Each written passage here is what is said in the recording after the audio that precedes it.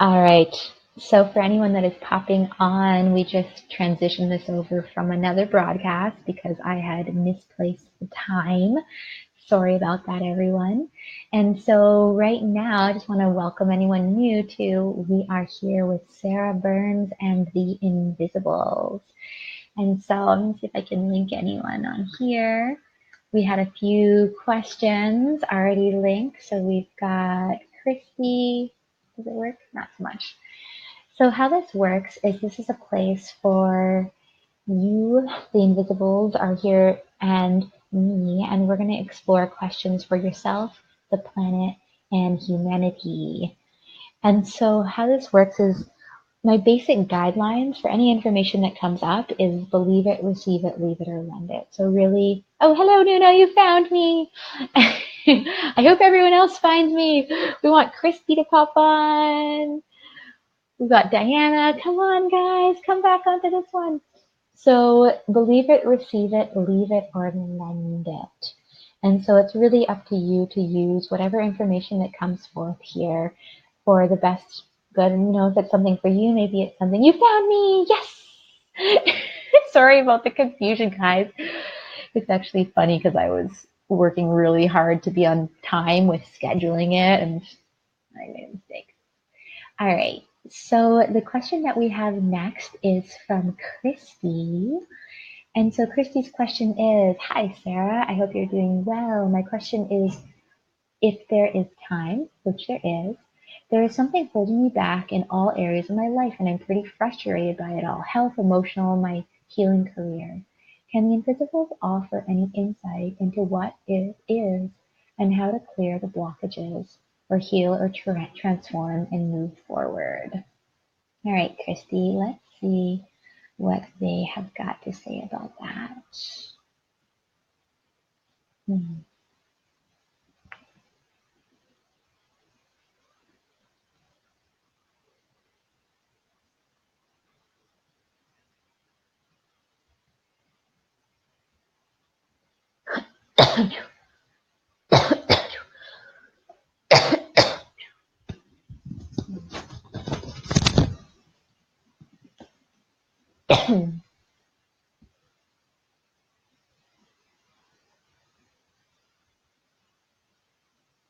So the first thing that I'm seeing, like, this might sound weird, but I'm seeing like your left nostril. Um, this is me kind of dissecting it. Maybe there's actually something as obvious happening in your left nostril, but the left side is a lot about receiving and about the feminine. And so I feel like the nostril also is where we bring in air. We bring in this sustaining nourishment that is free, that is from life itself, that is here for us to live and to fulfill our destiny. Our dharma in this world is by having even that simplicity of the breath. And so I'm curious if there's something to explore about your capacity to receive what life is here to offer you. And so in the form of air, we can work with that.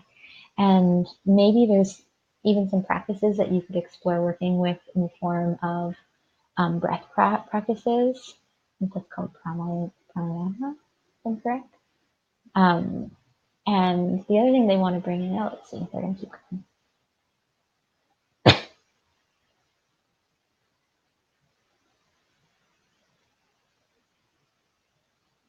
So before you can heal your relationship with how you and the world functions, where you begin and the world begins, and where you co-create new beginnings within the world, if that makes sense. Because a lot of what's happening is a dissonance or a confusion between where your relationship and your responsibility to receiving and giving to the world is. And so when we're showing you this left nostril, when we're showing you this intaking, receiving the effortlessness of breath, where in your life is there a feeling of effort to receive? To receive what is your birthright? And if that birthright is health, if that birthright is prosperity, if that birthright is clear, clean connections? When did that responsibility to making space for that exchange to happen shift? Because we see there's something in that, okay? So we want to take you back through time to when you're about 12, 13. Because what we're seeing is that during that time, when there's a lot of transformation happening on a biological level, on a social level, on an emotional level, it's also a time when the world can start taking in who you are. So where your identity starts forming to the world around you. Because earlier than that, the reflections that you have from your peer group may be less solidified. Okay, well, they're kind of popping out. So they're kind of showing me this image of how, and hello everyone popping on, by the way. Hey, Catherine. So they're showing me this image of during, that time frame, so whatever it was, 12, 13, 14, is, and this goes for anyone that's in developmental phases of life, it's imagine if until then, all your peer groups, so all the kids around you, especially around the same age or younger, aren't necessarily imposing your identity on yourself. So there's less responsibility to be accountable to who you are presenting yourself as to the world. That there's kind of less of, your peer group isn't going to necessarily be like anchoring that identity for you. But what they're showing is that at that time, once you're starting to transition into puberty and you're kind of going through that tumultuous preteen into teenager soup of transformation, that there's also projections that the people around you have of you and your role in the community, as your role in the school, as your role in identity. Which character are you starting to play? Because that starts anchoring itself when you are going into puberty.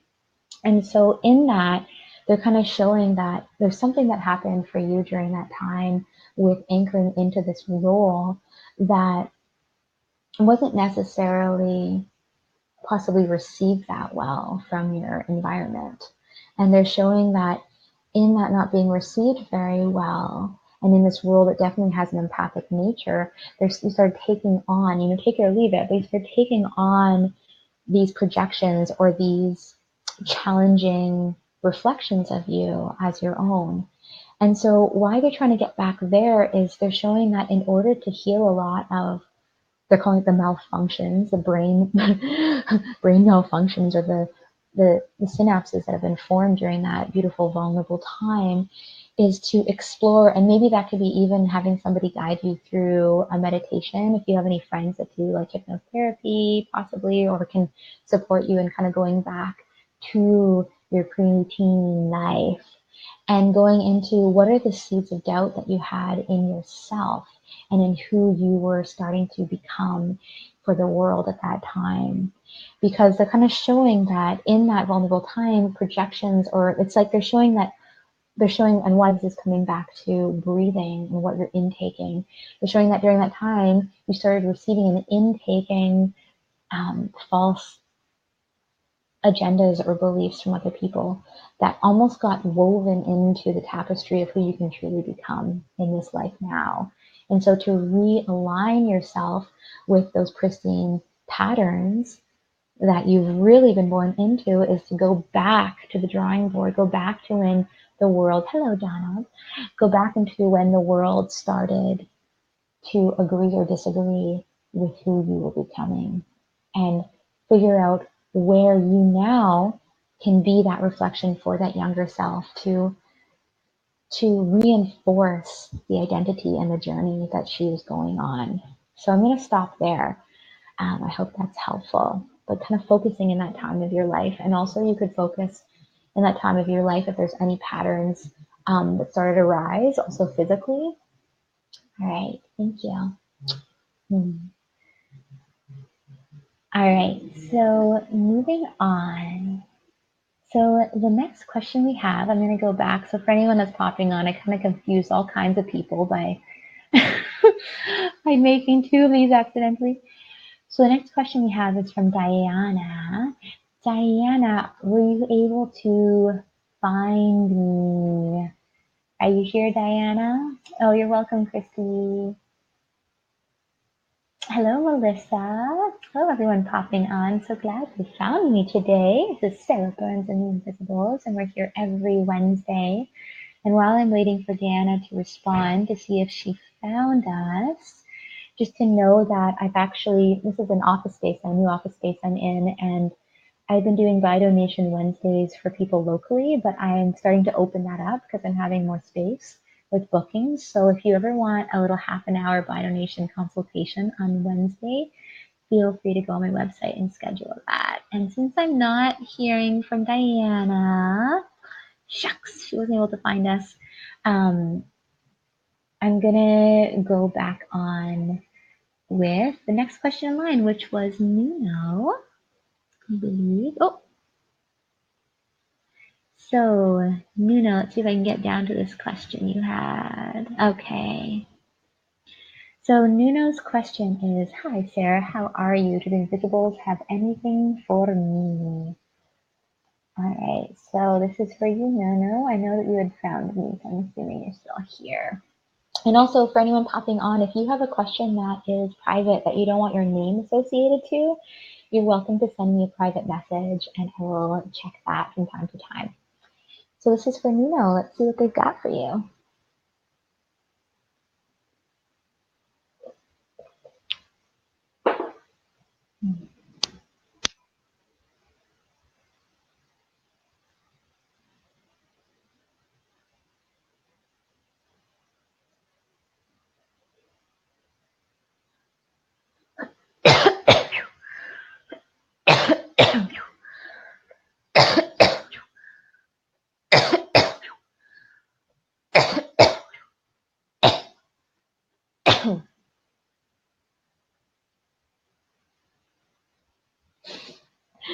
They're showing me, they're saying there's someone in your life that's confusing your mind.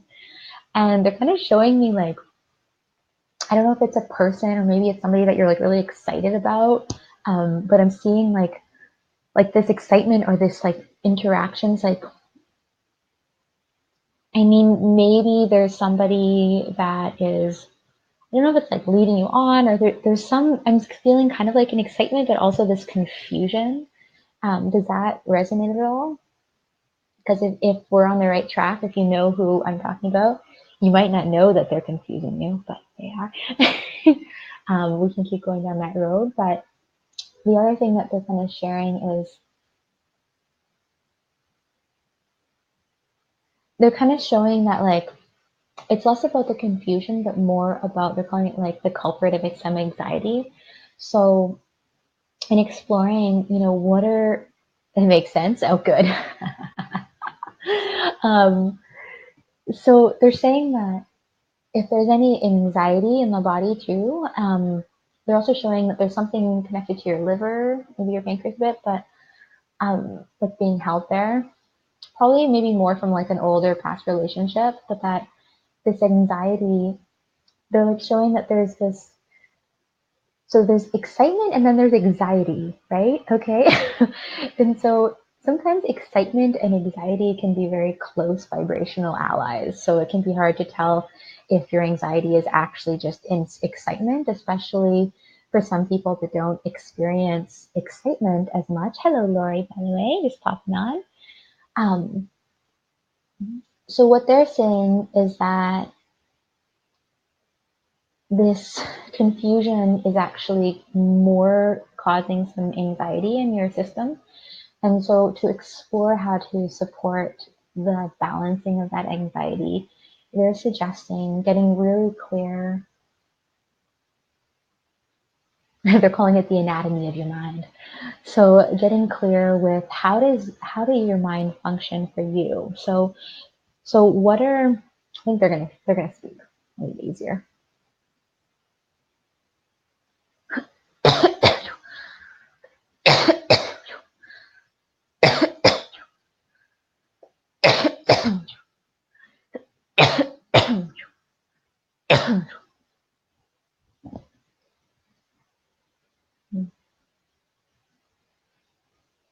So with everyone's anatomy of their mind, their mental states, there's different rhythms, okay? So for you, we're going to explore the rhythm of when confusion, okay, can turn into, we call it illiteracy, so mental illiteracy. So not being able to fully read the signals that your brain is sending out, okay? And then that mental illiteracy can turn into emotional stagnation, okay? Where the emotional body isn't able to fully understand how to assimilate or digest what's happening because there's a confusion on even where the responsibility to react in this is. And so the next cycle for you that we see is getting from that emotional stagnation into possibly depression, okay? And possibly even the lack of the emotions that can get you out of the spiral. And so as you explore that, it's almost as though they're showing that for everyone too, that we have these different cycles, and they're kind of showing them almost like even like the cycle of water, like how water, there's precipitation and then it comes down and then it gets, there's that each of us have a unique cycle that we process our life. And so figuring out, okay, well, where are you in your cycle right now? And so with this confusion, what they're saying is instead of getting spiraled back into that pattern of, getting back into what was it they were talking about, into emotional stagnation, to depression, is letting this confusion almost be like, how can you step back from the confusion for a moment and finding ways to observe the situation as though you're an outsider, as though you have no context, okay? And sometimes even having somebody that you really trust that or somebody that maybe even you don't even know, like myself, can be helpful for that. Because by stepping out, so giving yourself space from that, they're going to say it's going to be a lot easier to really see the greater picture, because they're saying that there's a greater picture that once your confusion can get out of the way, then there's a few things that are going to be very easy. And so one of them is to explore asking, are you allowing yourself to truly feel what your truth is, and being in integrity with whatever that is? Because part of the confusion they're saying is that there's maybe a part of you that wants a certain yourself to believe in a certain truth and is kind of confusing that, but realizing that first stepping back and being like, you know what, whatever your truth is, whatever your truth perspective is, that's of utmost priority to be focusing on that and letting that be the guiding force. Because if you're trying to fall into another person's truth or kind of slipping into this confusing, slippery path of wanting to transition your truth, then if that's not done in a way that's empowering, it can also just add to more confusion. So I don't know if that's helpful, but just stepping back from the situation will be really supportive, and witnessing the different what's happening and feeling from that stepping back without being so involved in it. What do you really feel? Okay, what does your body feel too? And the last part for you is to explore any support for your liver, even a little bit of your kidneys. So will be helpful. All right, thank you. So moving on.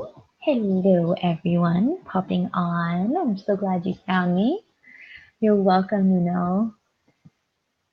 So let's see. We've got Melissa. You are next. Are you still here, Melissa? Just double checking. And we've got Melissa, and then oh, wait, actually. Okay, actually, we've got Catherine first, and then Melissa. And yes, I'm still here for questions, my dear. Is Catherine, are you here? And Melissa, are you here?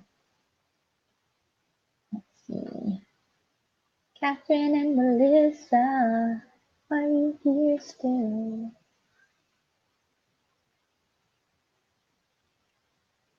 Na, na, na, na. All right, so I'm not sure until I hear back from.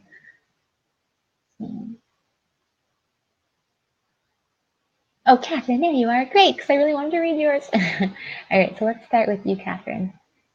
So, Catherine is saying, and I can show this here, saying there's a wolf dog that has showed up in my world, and I'm asking for guidance. If he is part of my journey, it feels like a huge step, which is intimidating, but it also feels like it is being asked of me to take him on. Like he's a teacher or divine guardian. Any insight from the Inviisbles or his purpose on my path? That is a really beautiful question. And so I'm going to answer that. And then Melissa, so Melissa A. Rasha, if you are still on, you are next. And anyone else, there might be time for another question after that. So if you got a question up your sleeve or in your heart, please put it on. And I'll check my private messages after this one. Okay, here we go.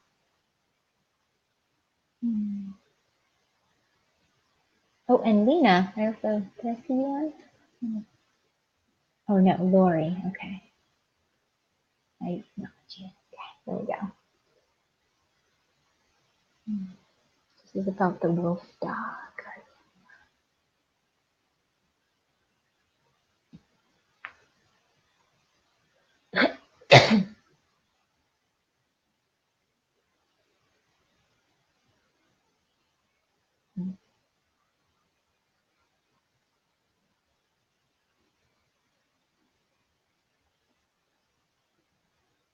So something that we're hearing is don't take the bait, okay? But don't take the bait in regards to what if this guardian, what if this friend that's come into your life is here to actually remind you that there is a level of taking on responsibilities that you haven't quite grown into. And then to explore why is that, okay? Sometimes we like to think of the maiden growing into the mother, right? This archetype. And when we take on the responsibility of another life like this, it's very much like allowing yourself to experience a certain death, right? So a certain death of the spaciousness that comes with having less responsibilities, especially responsibilities to living beings that require schedule, require maintenance, require a certain level of sustaining and sustainability in your life to support them. And so what we want to explore in this question is clearly you have a connection. Specifically, we're seeing that he reminds you of some sort of past life, okay, where there was animals like him around. Not necessarily, that's interesting. So they're actually showing me like this image of I'm seeing that there was like possibly a past life where there was kind of these wolves nearby and that you had a connection with these wolves, but it wasn't the same way as like taking one on as your companion. And they're showing that there's something about this beauty and this mystery that a part of your soul is like still doesn't fully believe that you could really hold that power or that connection in a closer way, so in closer quarters. And so that's something they want to explore is like where the beliefs that you have are around, like really I'm actually hearing like kind of like, to be honest, like an unworthiness of this depth of connection and responsibility to another being, and to explore where is that residing. I'm hearing something about like your left hip possibly, so there's something stored in there, of taking on this responsibility and this having these deep connections.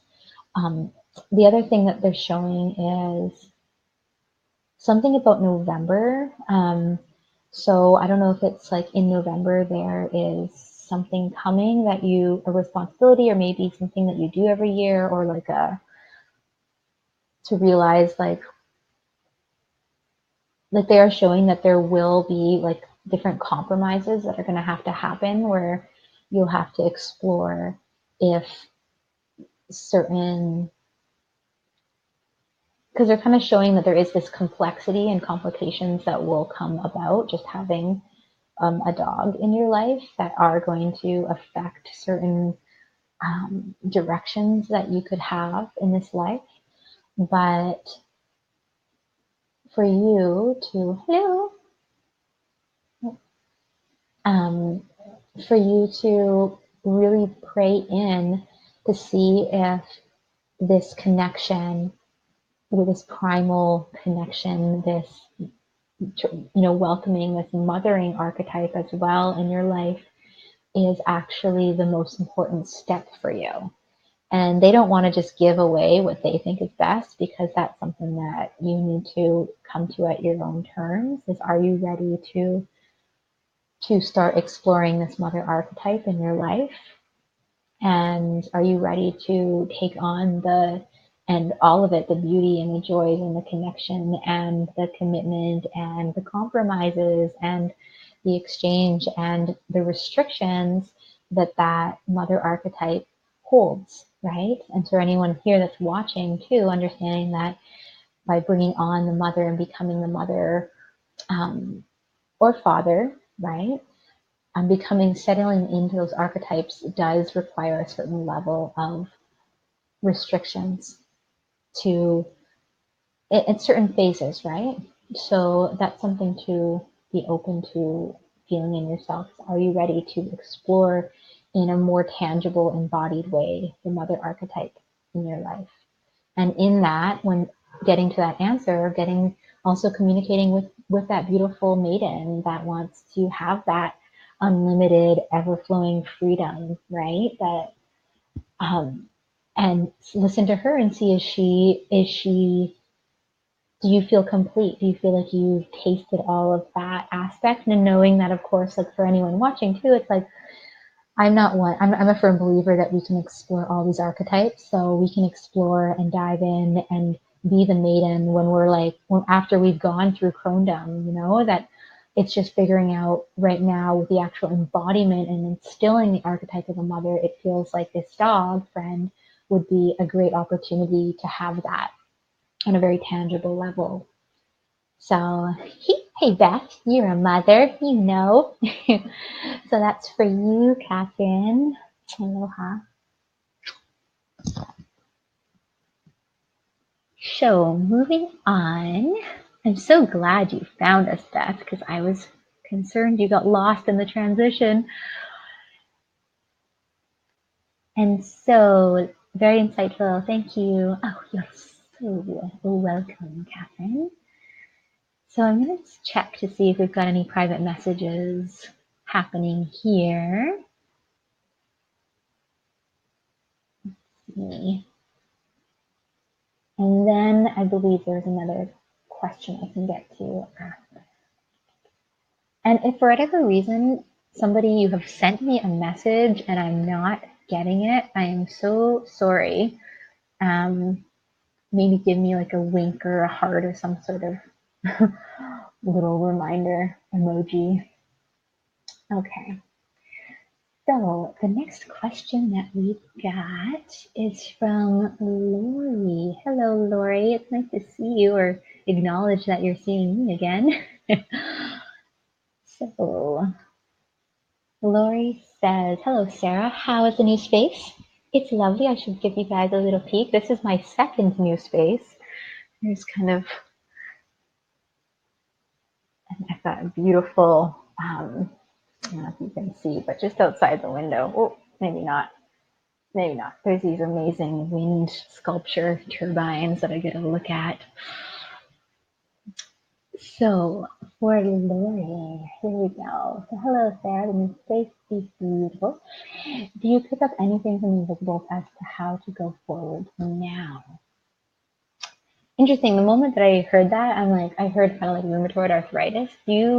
Not to say that you have that, but unless you have that, sometimes when I hear ailments, it also represents an energetic, how that would translate. So rheumatoid arthritis makes me think of congestion and restriction of being able to have agility. And I'm specifically, when they're saying that, more in the hands. So almost like having something in your life that is preventing you from fully being able to create and articulate your expression. Because I feel like hands are a place of expression. They're also a place that we're able to receive from and create from. So the idea that there's still this energy that's almost like restricting your capacity to fully engage and interact with your life. So that being said, how to move forward from that. So I'm going to get all symbolic and over here. So if we're going to explore, just say that your soul, unless you actually have rheumatoid arthritis, then please tell me that. And because sometimes it's just as straightforward as that. So if a soul doctor came and shared, okay, you've got rheumatoid arthritis of the soul, all right? So what would somebody suggest to somebody that has arthritis, right? I mean, I'm not a doctor, though I do soul work for sure. But the first feelings I have is, I know it's like arthritis, just from my understanding, is that like things that are cold, so like temperature changes can be really, can flare them up. And then once there's this flare, there can be an immobility. So realizing that right now and moving forward, perhaps there's some aspects of your life that are kind of flaring up old responses that are preventing you from having mobility to move forward. And so in order to have enough space and time and momentum without flaring up and getting immobile again, and then going through the cycle of feeling stuck and etc., exploring what are ways and systems in your life that can be implemented to help you feel safe and warm and cozy. I keep feeling like when I'm hearing it, I'm like feeling this like warmth. So this can be relationships, people in your life that help you feel that sense of love, that warm, emitting sense of love. Also, something also very, very physically. So, like, I'm seeing like having even just like hot pads or like heating pads, or not just dressing warm. Like, there's something about like drinking warm teas and warm beverage. They're saying kind of like if you do coffee, try to limit that, because they're saying that like even coffee might be messing with triggering different responses from your past. So, and that's also part of another teaching for anyone here too, is knowing that different foods, if they just say that, we'll use coffee as an example. So if coffee is something that you have gone on crazy coffee binges during a certain time in your life, then your body and your biological response and memory can start associating coffee with that challenging time in your life. So what can happen is that coffee then, on a symbolic level for your soul, starts representing that it's used to support challenge, that there must be challenge around because you need coffee to support you. Okay. And I know that for me, that comes up with like even cane sugar. Like, cane sugar is my thing. Where I notice that the more I start craving sugar, the more I'm actually having a response to feeling that I'm spiraling out, or I need some sort of comfort, and or some cane. I like to think of cane sugar is the cane that helps us when we feel like we can't walk. I love cane sugar, by the way. I'm not trying to go down on it. So the next thing to explore is, are there any patterns in your life? So beyond, like, we're using coffee as an example, but if there's any patterns in your life, or even places, I feel like they've maybe even brought this up to you before, Lori, about like even your home. Like, does the home you're in, have you been there for a long, long time? Like, does it stimulate a lot of past experiences or memories, or have you been able to move since you've been going through this big transition? I know you've had some very sad um, things happen to you and in your life in relation with your family. So because the thing that they keep showing me is like there's certain things in your life that keep triggering or invoking or like relapsing these patterns. And so if there's ways of diligently structuring your life so that at least for a little bit, they're saying like even if you can do 2 to 4 weeks, so usually 2 to 4 weeks is a great amount of time to implement a change that has lasting, sustainable, energetic results. And so that's like if you want to take on a new practice, a new daily routine in your life, like giving it a good amount of consistency, like 2 to 4 weeks of consistency can really help ground that. So in the next 2 to 4 weeks, or you can set a date. This is my suggestion for you. And for anyone else too, this is something that you could do as well if you want to restructure some of your patterns that are sabotaging or seizing up like the rheumatoid arthritis of the soul. So give yourself 3 to 4 weeks of, and maybe brainstorming first. So brainstorming, what are some patterns? Firstly, is there a time in your life where that represents a really, oh, hello, Diana, you found us. Yay. And so exploring, so this is a practice. So for Diana and anyone else popping on, this is kind of a practice of how to reprogram once you've realize that there's systems that are you're feeling stuck in. So the first thing to do would be making a message for you, Kristen. So the first thing to do would be exploring. So this is a study into yourself, right? So exploring a time in your life where you felt very confused or burdened or manipulated from your space, like that, kind of going into that energy, right? And then as you find that time in your life, or maybe a time in your life when you felt really out of balance. I know for me, I used to live in Hawaii and I had this pretty idyllic, magical jungle life with my family. And then we moved from beautiful tropical Hawaii straight to the winter of Toronto, downtown Toronto, which is a city in Canada, a huge metropolis in winter. And it was complete shell shock for me and my family. And I realized that that time in my life would be probably an example for you guys of just when I was feeling completely out of alignment with my path and my purpose, where everything that I was doing just felt like it was going in circles, that I wasn't really in the direct path of my offering and my dharma to the world. I felt isolated from my essence in some ways, or how my essence was showing up. And so what I would do is to find a time in your life that kind of represents that for you, when there was just a complete, maybe you're in this time right now. And in that case, you might want to find a time that doesn't represent that for you. But that represents that. And then start kind of taking notes and brainstorming around what are different patterns that you had during that time. So was there anything that you were eating during that time? Was there different friendships or relationships that you had during that time? What was your home like? If you had a home, like what were the colors? What were things like that?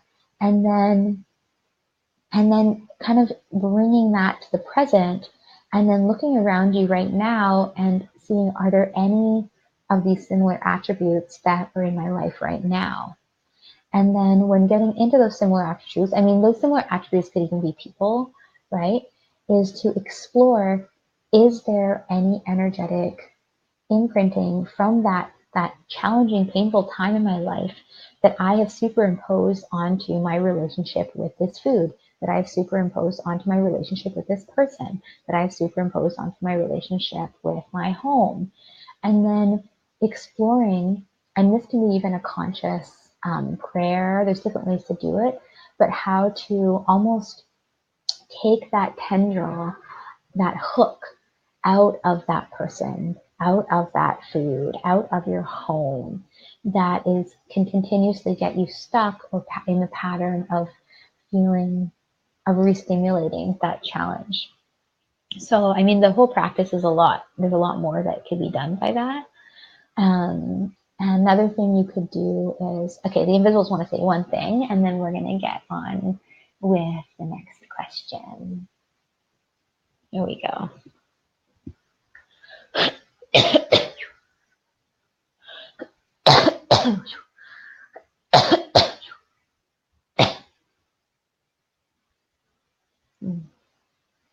So, for anyone, if you want to take a minute, this is when we're going to be offering you this prayer, okay? If you want to return to this recording, part of the recording. All right. So the prayer is, I allow myself to be in authentic integrity with the path that is not only designed for me, but is designed through me and of me for the world.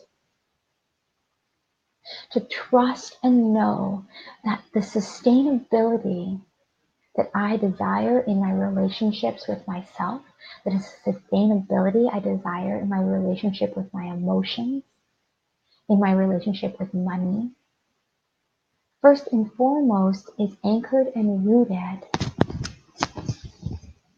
in the reoccurring trust that what is needed in my life begins as a seed of truth within my body. The next one is to explore your solar plexus. And so you can put your hand on your solar plexus. If you wish to do this now, you're welcome to do this now and repeat after us. Okay? I allow the truth that I harbor as dear to permeate, invigorate, and excel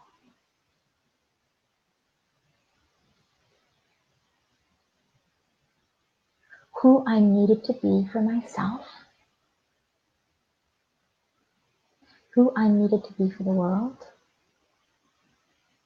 who I'm needed to be for humanity, who I'm needed to be for existence. That's in right relation with the pristine prayer for peace. Thank you. All right. So that was just a little prayer, and so this is for anyone that's, when desiring to move out of stuck dynamics in your life, move out of or come back into right relation, is getting to connecting with that pristine prayer for peace. Okay, that if you can start from that essence of peace and desiring more peace in your relationships, desiring more peace in your connection with yourself, with the world, with humanity, that is a very clean and safe place to start. So instead of focusing on getting unstuck, focus on peace. Okay? Thank you. So, moving on. So since it's getting a bit late here, I want to get to, and I don't think we got a message back from, Melissa, you found us? You're back? Okay, perfect. So since Melissa is here, we're going to get to Melissa's question, and then we're going to get to the last one after that is going to be Diana. And I'm sorry if anyone else sent me a message that I can't see. Let's see. All right, we're good. All right. So you're welcome, Lori, and thank you for also opening the pathway for that longer answer. I hope that was helpful for all of you watching. So we've got Melissa's question here. And so Melissa's saying that she has a really serious case of eczema. All right, well, let's explore if they have any guidance around the root of that or any support that can help you shifting out of that reaction. And before doing that, I kind of feel called, sometimes I like to ring the bell because I feel like we're going into the last chapter of this council.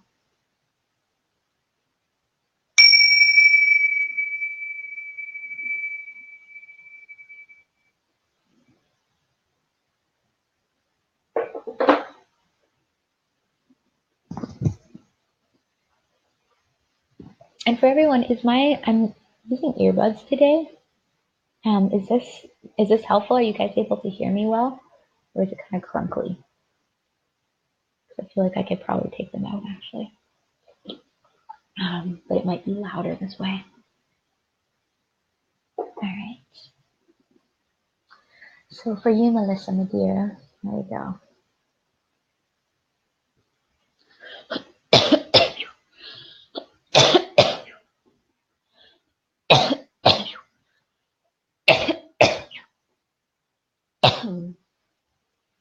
Oh, very well. Perfect.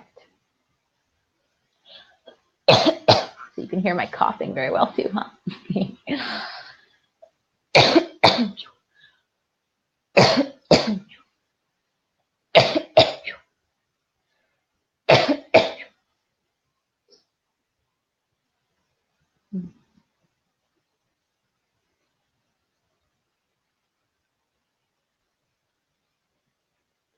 What is so dear to you that is becoming painful?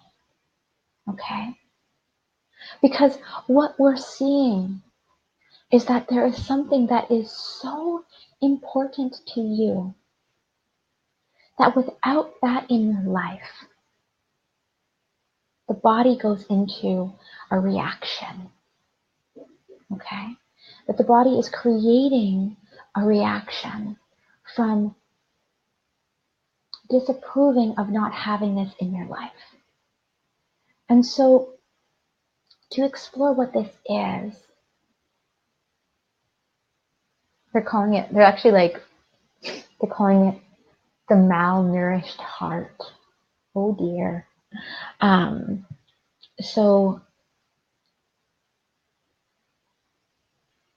something I'm wondering, because this can help us understand a little more, is where does your eczema present itself? So is it in hidden places, or is it coming out like on the face, or places that are hard to hide? Because this can be, these two things are very different. Because if it's on the face, or if it's on places that are hard to hide, that's usually what I found is it's connected with the need to be seen in your pain, or the need to be seen in the discomfort, that there is a call for help from the external world.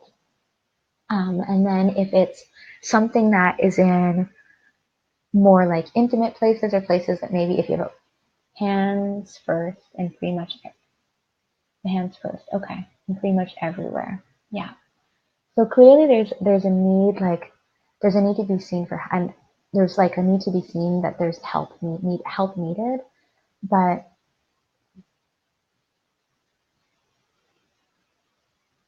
see what's focused on.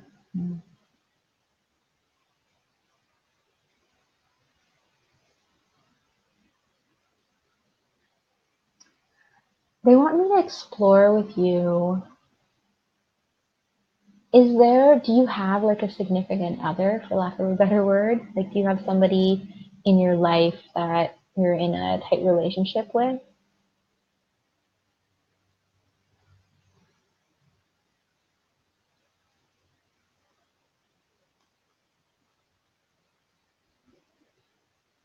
I just hear that. And just a small patch above your lip. Okay. Are you, but that, yeah, are you, I don't know if you heard that question, but is there, yes, okay.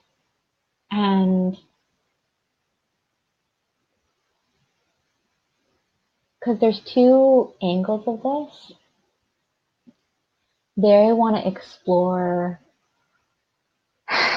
So the body is creating a reaction, right? And so something that they want to have you acknowledge is, what is your body which is brilliant, by the way. All of our bodies are brilliant, and they have their own unique ways of sending us messages.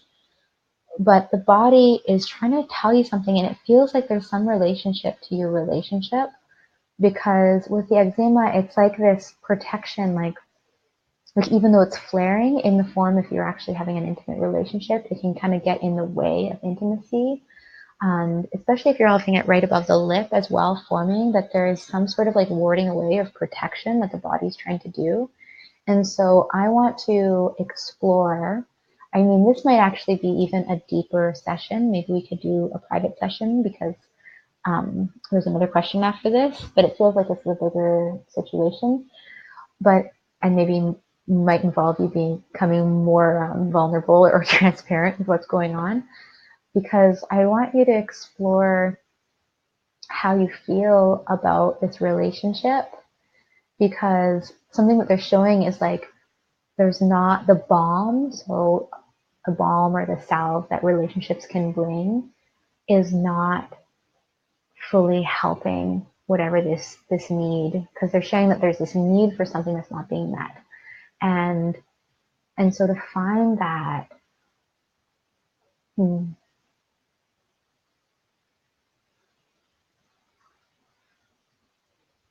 something that I'm like very specifically, like they're saying even something working with acupuncture and specifically working with your spleen lines would be helpful. But yeah, I'm feeling like I don't want to fully get into the questions I want to ask, because I feel like they're going to put you in more of a vulnerable place than being on a Facebook Live. Really, I feel it would feel irresponsible for me to start opening up a bunch. It feels like there's a lot of opening that wants to happen with you. So maybe we could schedule maybe a mini consultation or something privately, if you want to explore, go down the realm that we are seeing for you, just to honor the depth and the vulnerability that is really beneath what's happening. Okay, but for now we can just share acupuncture on the spleen line would be helpful. Okay, thank you.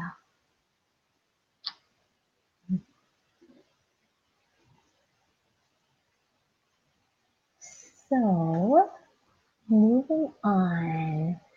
So the last question that we have is from Diana, and she says, I want to give my deceased husband, please. That must be a picture of him. Beautiful man. And so when working with the deceased, so when working with the spirit realm, or anything for me, please. Okay. Yeah, because I find that working in the spirit realm, it really depends if there is, like, I like to not kind of pry around. Usually if they have a message, they're gonna kind of just stand in the room. Otherwise, sometimes it's nice to just let them have the conversations as it feels right for you. So let's just see what they have to say for you, okay?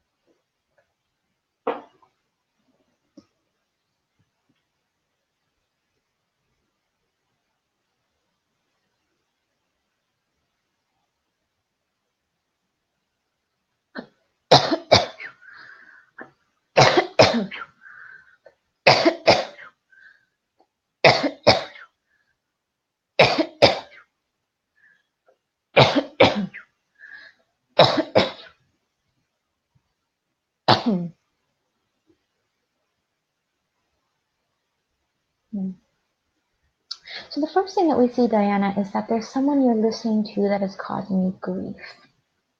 Maybe that person's yourself, but we feel,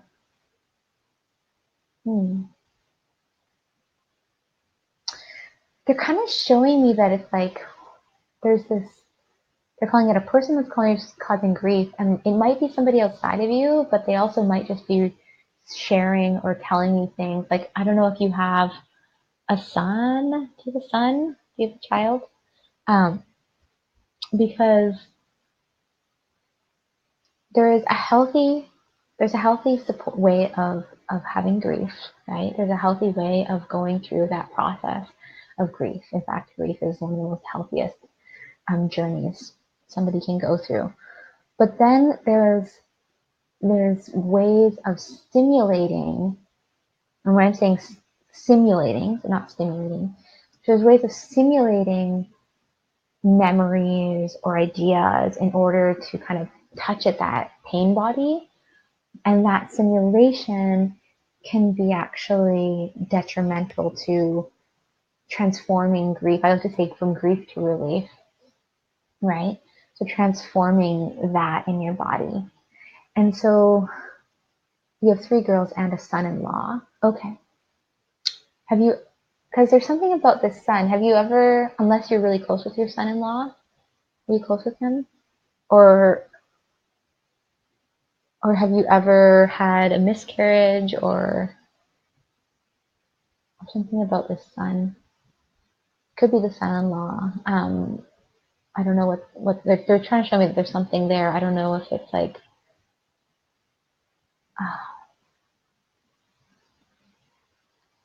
let's see if they have any guidance on that.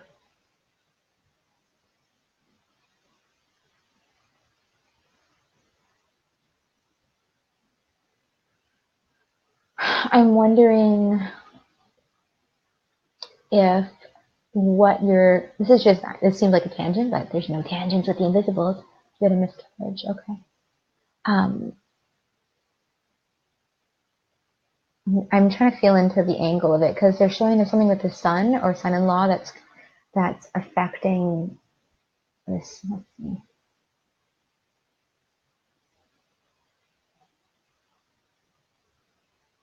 Okay.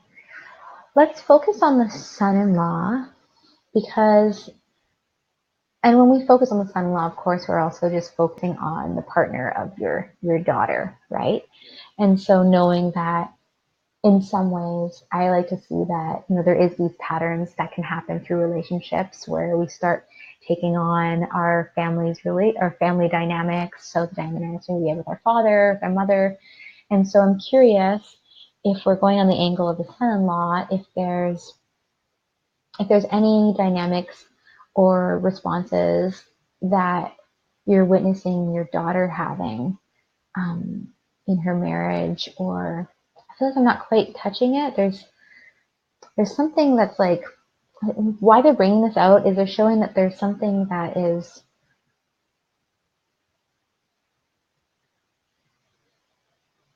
I guess we could just be as honest to be like, how do you feel about your daughter and the marriage of your daughter and your son-in-law? How do you feel about that? In a transparent way, transparent, normal way. And you're also welcome to send me a private message if it doesn't feel, if you want to put it on here. We're going to get back to the meaning of all this, I swear. Sometimes we just have to go the back door.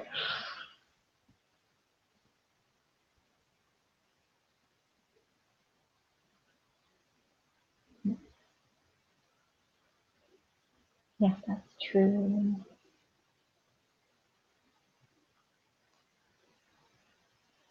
Okay.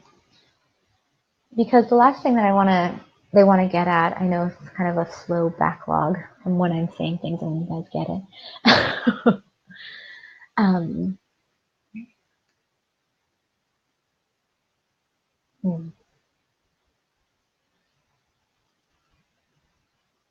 I guess something that we can explore, and maybe we'll go in this direction.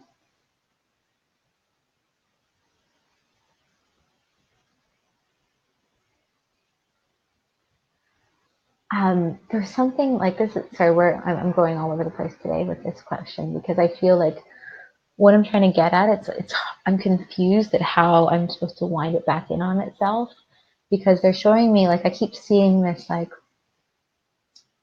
this connection with, oh, yes, let's go for with the husband. Yeah. Because, right, in that moment, what I saw was and heard was something about, let's see.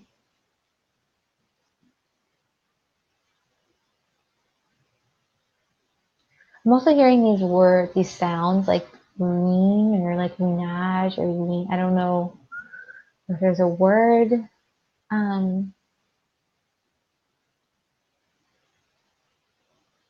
Renage. I'm not sure. Something. Anyways, let's see.